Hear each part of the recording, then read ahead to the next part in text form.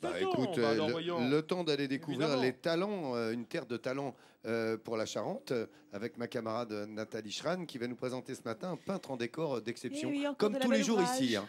Toute la semaine, il y a eu de la belle ouvrage, Et vraiment. effectivement. Alors avec Isabelle Arpagian, vous allez redécouvrir nos murs, nos plafonds. C'est une artiste qui s'est spécialisée dans la restauration et surtout la création de décors muraux historiques ou contemporains. Elle est incroyable parce qu'elle part chercher ses pigments aux quatre coins du monde, mais elle a choisi d'installer son atelier en terre charentaise et plus précisément à Courcôme, à une soixantaine de kilomètres au nord de Cognac. Regardez. C'est sous une fine couche de givre que la Charente se réveille ce matin. Seul le chant des oiseaux vient rompre la quiétude de ces paysages. Nous sommes à une soixantaine de kilomètres au nord de Cognac, à Courcôme. Ce calme, c'est ce qui a séduit Isabelle quand elle est venue installer son atelier ici, il y a une dizaine d'années.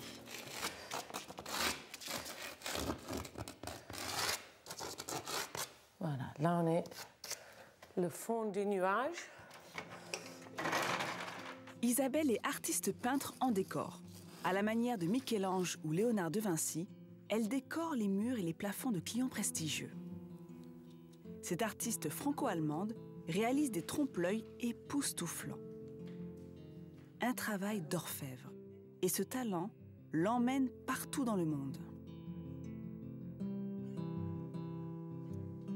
Aujourd'hui, elle entame la réalisation d'un plafond sur une grande toile qui sera livrée au Moyen-Orient. C'est à l'aide de cette esquisse préparatoire qu'elle trace son dessin. J'ai mis toute la composition en place avec des coups de crayon. C'est une question, là je viens de faire tous les nuages pour avoir une belle envolée de nuages, parce que c'est très important d'avoir un beau ciel pour un plafond. C'est dans les livres, mais également dans la nature environnante, qu'Isabelle trouve l'inspiration. Et c'est avec Luce, sa jeune apprentie, qu'elle partage son travail. Est-ce qu'on fait ça, Isabelle? Oui, pour l'instant tu les fais, on va voir en fonction de l'évolution si on le change ou pas. On va voir. Ces chevaux seront peints à l'huile, une peinture qui permet d'exécuter des détails très réalistes. Mais c'est par le ciel qu'Isabelle entamera la peinture. Ok, ben on va préparer les couleurs. Bleu outre-mer et du cobalt, voilà, et du blanc. Voilà, celui-là, impeccable. Alors on va d'abord commencer avec le bleu outre-mer, ok? Isabelle fabrique elle-même sa peinture à partir de pigments qu'il faut mélanger à cette préparation blanche. Là, c'est le pigment brut. Dans son atelier, c'est une véritable collection de pigments qui viennent parfois du bout du monde. Et Isabelle a ses petits préférés. La crème de la crème, pour tous les peintres, c'est du lapis et du pur, qui vient de Afghanistan. Ça, un petit pot comme ça vaut 800 €, juste ça. C'est comme un vin qui vaut une fortune ou un cognac qui vaut une fortune. Des matériaux nobles, coûteux, pour un art prestigieux. Et pour révéler toute la splendeur de ces couleurs, il faut bien écraser les pigments à l'aide d'un gros pinceau. Ces deux teintes de bleu, l'une sombre, l'autre plus claire, seront posées sur la toile en dégradé. On va attaquer.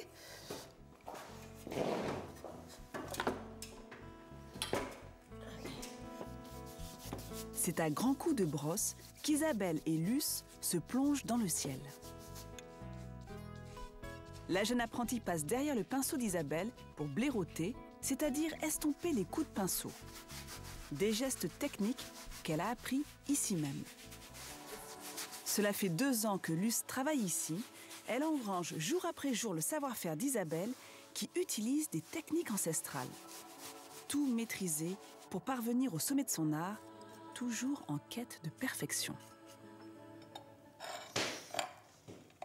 Car Isabelle aime repousser ses limites, comme avec ce projet titanesque, la décoration d'une chapelle privée dans un style entièrement oriental. Après de nombreuses recherches et de dessins préparatoires, Isabelle entame la réalisation de cette fresque immense qui durera 6 mois. pour pousser le décor encore plus loin, je voulais absolument faire un gardien d'un hyperréalisme en croyant que la personne, quand on rentre, on croit qu'il est là d'une autre époque. Ça veut dire qu'on crée vraiment une ambiance hors temps. Et cette chapelle, pour moi, elle est très importante parce que je l'ai poussée très très loin, que c'est comme une petite œuvre d'art. Une œuvre d'art, mais aussi un beau rêve pour Isabelle, celui d'avoir la chance de laisser exprimer sa créativité. On a des choses assez originales, ce qui est le rêve pour un artiste, de faire vraiment des choses qui n'existent pas encore et de montrer que c'est encore possible, qu'on a toujours cette envie de se dépasser en permanence. Et je sais, je n'arrêterai jamais de peindre jusqu'à dernier souffle.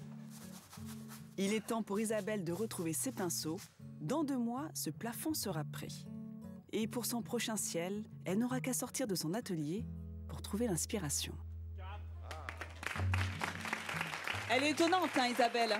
Et elle fait tout du fin fond de son atelier en Charente. C'est pour ça qu'elle travaille sur ses toiles en lin avant d'aller les installer chez ses richissimes clients un peu partout dans le monde.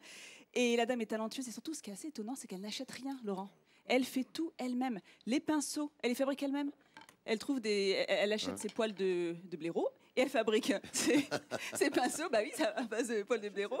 Ensuite, elle fait également sa peinture. Et pour ça, vous l'avez vu faire, elle mélange, voilà, c'est des pigments naturels qu'elle mélange avec ce qu'on appelle la médium. C'est une pâte blanche à base de diluant et de liant. Et pour la peinture à l'huile, elle mélange ça avec une mixture et aussi de l'huile de noix. Tout est fait par elle-même et ces pigments, vous les avez vus, hein, ça coûte extrêmement cher parce qu'elle veut toujours avoir la couleur la plus juste possible. Donc rien que pour ça, Isabelle, vraiment, vous êtes un talent Midi en France. Elle ne pouvait pas être avec nous parce qu'elle est en Italie en ce moment. On l'embrasse et encore bravo Isabelle. Bravo, écoute, puisque tu remets un talent Midi en France, moi je vais remettre un talent Midi en France à l'Office du tourisme de Cognac. Voilà, au nom de toutes les équipes, merci à vous, merci au Cognacais et merci à l'Office du tourisme pour son accueil et pour toutes les infrastructures.